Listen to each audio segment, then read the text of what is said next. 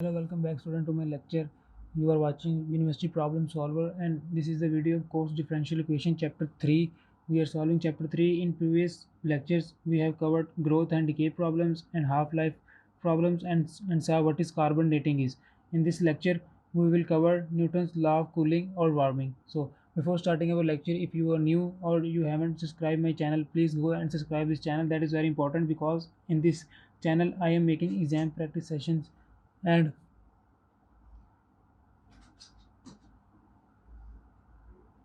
because in this channel I am making exam practice sessions and plus tips and tricks of how to solve exams and plus any updates about universities and guidelines of all of that. So please follow me or subscribe my channel. So let's start our lecture. Now today's we will learn about Newton's law of cooling or warming. So what is Newton's law of cooling? According to Newton, so first I will write Newton's law of cooling, our lecture. Newton's law of cooling or warming. So, according to Newton's empirical law of cooling or warming, the rate at which temperature of the body changes. So, the rate at which temperature of the body changes is directly proportional to the difference between the temperature of the body. So, let T is the temperature of the body. So, it says that difference between the temperature of the body and the temperature of the surrounding medium. So, difference is minus T naught. So, T is the temperature of the body and T naught is the temperature of the surrounding medium. So its difference is directly proportional to the change in temperature with respect to time.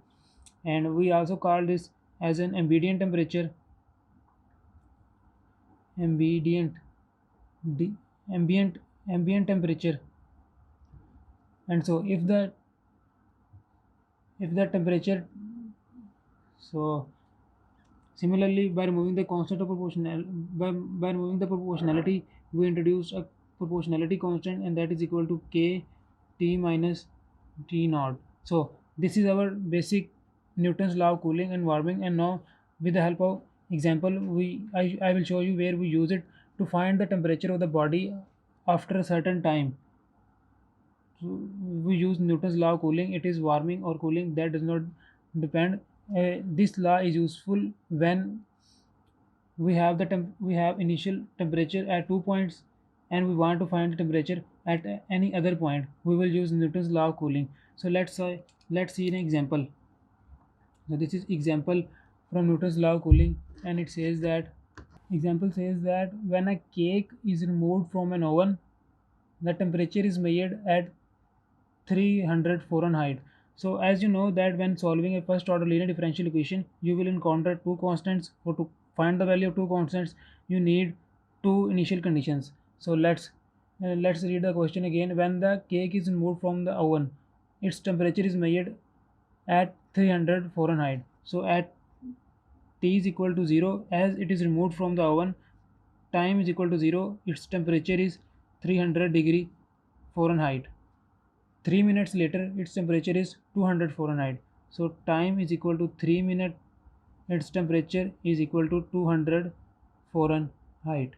How long will how long will it take for the cake to cool off to a room temperature of 70 degree Fahrenheit? So temperature room temperature is also 70 degree Fahrenheit. So this is the room temperature. We also call room temperature the ambient temperature, and we in these problems we generally consider this temperature is constant. And what is asking that when the temperature of the cake is also become 70 degree Fahrenheit, we need to find the time. So nothing any else is given. So we have studied the Newton's law of cooling. So I said that when we find the temperatures, so we use Newton's law of cooling. So writing the Newton's law, dt by dt k T minus T naught. Now in this equation T naught is 70, so putting the value of T naught, dt minus dt k T minus 70 degrees Celsius. Now you can solve this example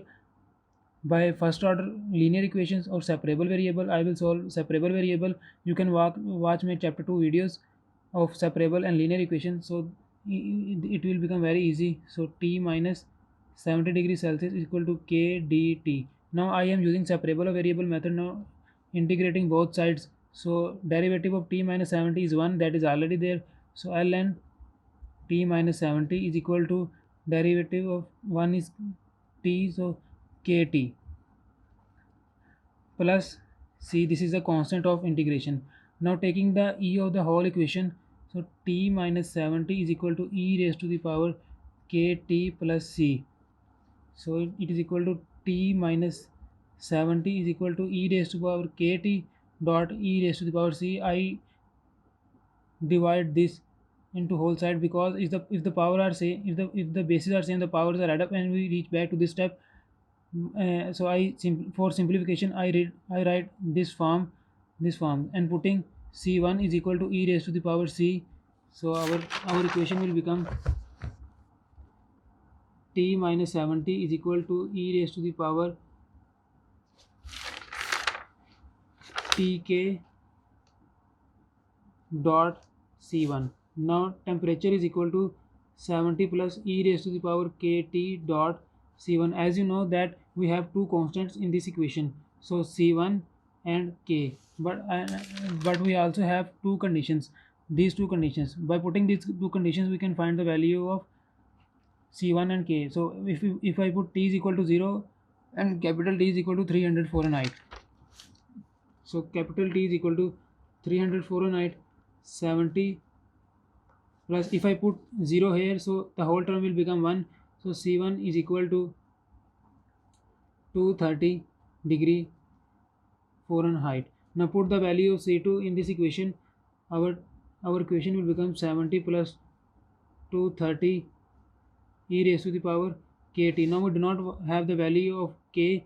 Putting the second condition will give me the value of k. Second condition is at time t is equal to 3 minutes, temperature is 200 degree Fahrenheit. So 200 is equal to 70 plus 230 e raised to the power kt. Now simply here 3 is time is 3 minutes, so putting t is equal to 3 minutes. So and simplifying this equation, and it will give me the value of k, and that the value of k will be equal to 1 by 3 ln 1 3 divided by 23, and that is equal to minus 0.19018. If you these are very simple steps, but if you do not know how this step, how the value of k I came, how I find the value of k, please do let me know in the comment section. But this is very easy. So but if you have any problem or doubt, please ask me in the comment section. So putting the value of k into our this equation, so t is equal to 70 plus 230 e raised to the power minus 0.1018 t. Now this is our final equation. Most probably the method of all the Newton's law problems will be the same up to this point. The value might be changed, but the procedure will be the same.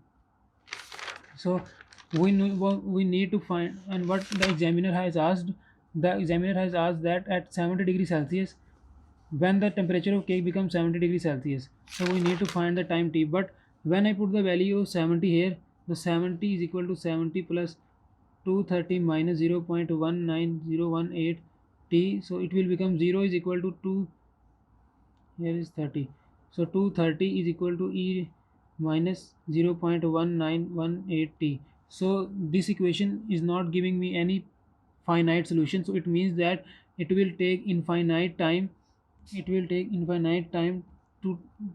the temperature of K becomes 70 degree Fahrenheit. But this is the special case at if the temperature becomes 70 degree.